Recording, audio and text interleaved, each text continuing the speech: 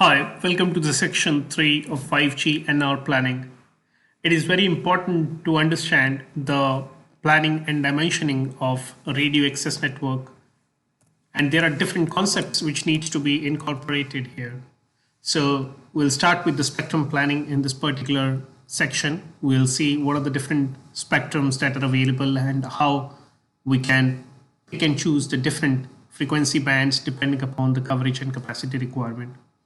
On the similar lines, then we'll focus upon how the coverage planning can be done, how the different cell sites can be planned, and what would be the link budget and the cell radius for a macro site primarily.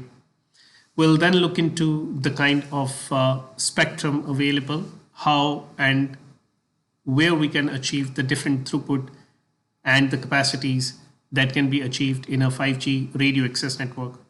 We'll then look into the user plane latency, how we have different combinations where we can allocate the different time slots depending upon what kind of services to be provided and accordingly select that particular user plane latency dimensioning or planning in that case.